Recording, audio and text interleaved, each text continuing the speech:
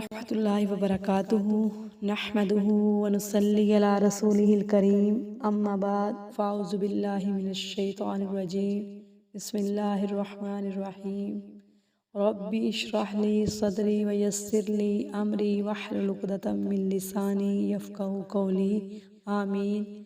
الرحمن علم القرآن خلق الانسان علمہ البیان۔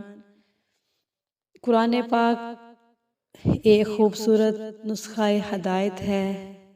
قرآن مجید میرے اور آپ کے لیے دستور ہدایت ہے۔ جس طرح ہم زندگی کے ہر زاویے میں اپنے حقوق و فرائض کے تقاضوں کو پورا کرنے کی کوشش کرتے ہیں، بینگ اے مسلم، میرے اور آپ پر بھی قرآن مجید کے کچھ حقوق عائد ہیں۔ آج کی گفتگو میں انشاءاللہ قرآن پاک کے کچھ بنیادی حقوق پر بات ہوگی۔ قرآن مجید کے 5 بنیادی حقوق ہیں، اور وہ اول تو ان کے بارے میں مختصر آپ کے سامنے میں رکھتی ہوں کہ پہلا پوائنٹ، قرآن پر ایمان لانا ایسے جیسے کہ ایمان لانے کا حق ہے۔ دوسرا، قرآن پاک کو پڑھنا ایسے ہی جیسے پڑھنے کا حق ہے۔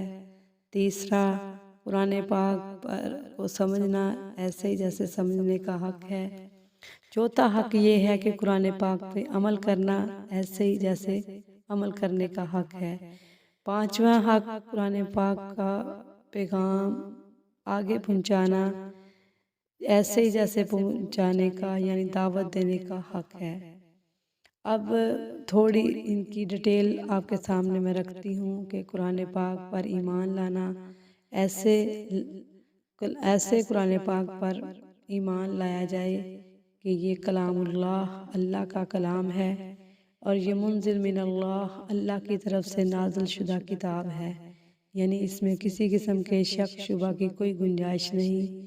اس کے لیے اقرار باللسان، یعنی دل زبان سے بھی اقرار ہو۔ یہ تو ہم لوگ کرتے ہی ہیں قرآن کے بارے میں کہ اللہ یہ واقعی یہ تیری کتاب ہے، یعنی زبان سے اقرار کرتے ہیں۔ زبان کا اقرار کافی نہیں، وتصدیق بالقلب، دل سے اس کی تصدیق کی جائے، یعنی دل سے تسلیم کیا جائے کہ یہ کتاب منزل من اللہ کی طرف سے نازل شدہ کتاب ہے، جس میں کسی قسم کی شک شبہ کی کوئی گنجائش نہیں۔ جب دل سے اقرار ہوگا تو تب ہی اس کے باقی سارے پہلوؤں پہ عمل ہوگا، باقی سارے حقوق تب ہی ادا ہوں گے جب انسان کے دل میں یہ بات اتر آئے گی کہ یہ تو کتاب ہی اللہ کی طرف سے ہے۔ یہ ہوا خیر مما یجمعون، یہ ہر وہ چیز سے بہتر ہے جو تم جمع کرتے ہو۔ اللہ فرماتے ہیں کہ جو تم جمع کرتے ہو ان ساری چیزوں سے یہ افضل ہے، یعنی ہم جو دنیا کا مال دولت اور اس طرح جو بھی چیزیں جمع کرتے ہیں ان سب سے بہترین جو چیز ہے وہ قرآن ہے۔ قرآن پاک کا دوسرا حق یہ ہے کہ اس قرآن کو اس طرح پڑھیں جس طرح پڑھنے کا حق ہے، یعنی خوبصورت انداز سے پڑھنے کے ساتھ ساتھ اللہ کی خوشنودی کے لیے پڑھیں۔ قرآن پاک کو تجوید اور مخارج کے اصولوں کا خیال رکھتے ہوئے پڑھیں، یعنی قرآن پاک کو پڑھتے وقت قاف، کاف، عین اور حمزہ اس طرح کے حروف کا مکمل خیال رکھتے ہوئے پڑھا جائے۔ اس طرح قرآن پاک کے مخارج اور تجوید ان سارے اصولوں کو مد نظر رکھ کے قرآن پاک کو پڑھنا، قرآن پاک کو درست کر کے پڑھنا، یہی اسلام قرآن کے حقوق میں سے ایک حق ہے۔ اور اگر ہم اس حق کو ادا نہیں کرتے قرآن پاک کو، چونکہ یہ عربی زبان میں عرب لوگوں کے دور میں اترا تھا، تو لیکن ان کی زبان ہی وہ تھی کہ وہ ان کو لیے مخارج کو یا تجوید کو یا قاعدوں کو پڑھنے پڑھانے کی ضرورت نہیں تھی، لیکن ہمارے لیے ہماری زبان اردو یا دیگر پنجابی وغیرہ، ہمارے لیے اس قرآن کو سمجھنے کے لیے اس کے اصولوں کو سمجھنا بہت ضروری ہے۔ تیسری بات، قرآن کو سمجھنا، یعنی اس کو قرآن پاک میں جو کچھ لکھا ہوا ہے، اللہ تعالیٰ نے جو عربی میں نازل فرمایا ہے اس کو اردو میں سمجھنا، اس کو اپنی زبان میں سمجھنا، تو اس کے لیے یہ قرآن پاک کے حقوق میں سے ایک حق ہے۔ صحابہ کرام کا یہ معمول ہوا کرتا تھا کہ وہ 10 آیات پڑھ لیتے تو وہ آگے نہیں جاتے تھے جب تک ان کو سمجھ نہیں لیتے تھے۔ امام زرکشی کہا کرتے تھے کہ جس کے پاس قرآن کا علم نہ ہو، فہم نہ ہو، تدبر، غور و فکر کی صلاحیت نہ ہو، وہ قرآن کی لذتوں سے آشنا نہیں ہو سکتا۔ قرآن پاک میں اللہ فرماتے ہیں وَلَقَدْ يَسَّرْنَا الْقُرْآنَ لِلذِّكْرِ فَهَلْ مِن مُدَّكِرٍ، کہ ہم نے اس قرآن کو پڑھنے والوں کے لیے آسان کر دیا، پس کوئی ہے اس سے نصیحت حاصل کرنے والا۔ تو قرآن پاک کو سمجھنا، پڑھنے کے ساتھ ساتھ سمجھنا بھی ضروری ہے۔ پڑھنے کا بھی اجر و ثواب ہے لیکن سمجھنا اور ضروری ہے۔ امام ابن تیمیہ کہا کرتے تھے کہ قرآن پاک کی تلاوت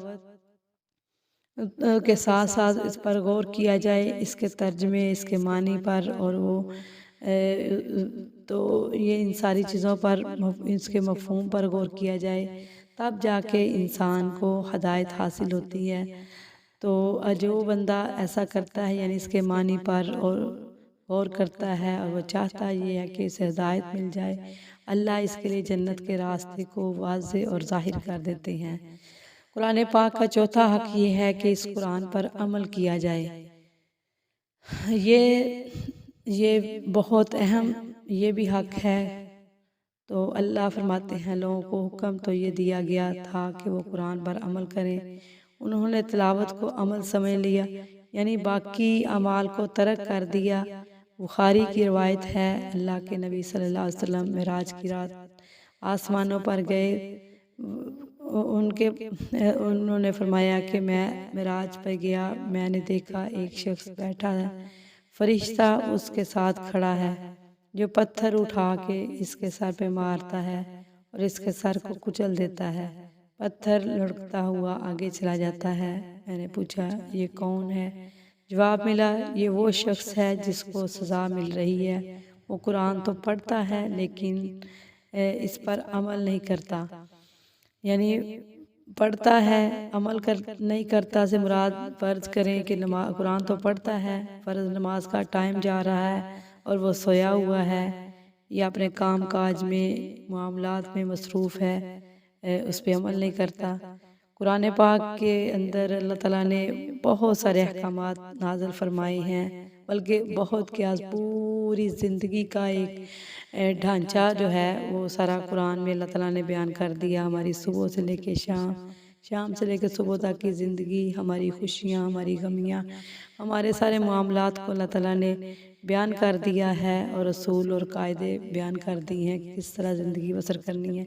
لیکن ایک شخص قرآن کو پڑھتا تو ہے لیکن اس کو پڑھنے کے باوجود اس پر عمل نہیں کرتا، یعنی اس کے معنی و مطالب پہ، اس کے مفہوم کو نہیں سمجھتا، عمل نہیں کرتا، تو یہ اس کا حق ادا کرنے سے قاصر ہے۔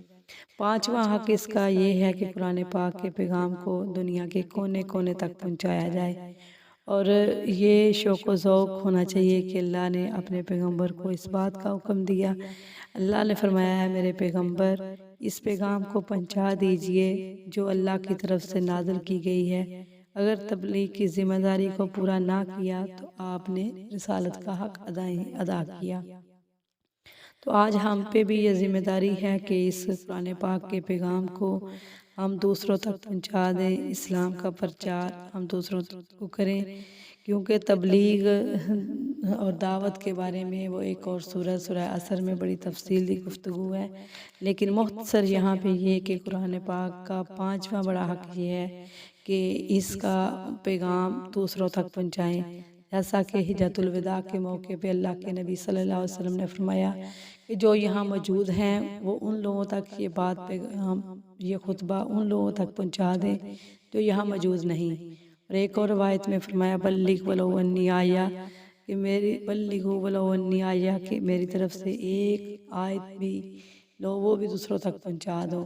تو جو بات احکامات یا جو چیزیں ہم تک پہنچی ہیں یا ہمارے علم میں ہیں، ہمارا حق بنتا ہے کہ ہم ان لوگوں تک پہنچا دیں جو نہیں جانتے۔ اسی طرح قرآن پاک کا پیغام ہر گھر میں، ہر جگہ اور دنیا کے کونے کونے میں پہنچانے میں ہر بندے کا ایک حق ہے، تو اللہ سے دعا ہے کہ اللہ تعالیٰ ہمیں قرآن پاک کے یہ پانچوں حقوق ادا کرنے کی توفیق عطا فرمائے۔ اللہ رب العزت ہمیں قرآن کو سمجھنے اور اس پر عمل کرنے کی توفیق عطا فرمائے۔ تو انشاءاللہ یہ پانچوں حقوق جو میں نے آپ کے سامنے رکھی ہیں، ان کو مد نظر رکھتے ہوئے آپ نے انشاءاللہ قرآن کو آئندہ قرآن کی آیتیں شروع ہوں گی، انشاءاللہ ان کو سمجھنا ہے، کیونکہ قرآن پاک کے یہ حقوق صرف ایک عالم دین پر نہیں ہیں یا ایک پڑھے لکھے انسان پہ نہیں ہے یا کسی مسجد کے قاری یا کسی امام پہ نہیں ہے۔ قرآن پاک کے یہ پانچوں حقوق وہ ہر اس مسلمان پہ فرض، ہر اس مسلمان کے اوپر لاگو ہوتے ہیں جس نے کلمہ لا الہ الا اللہ محمد الرسول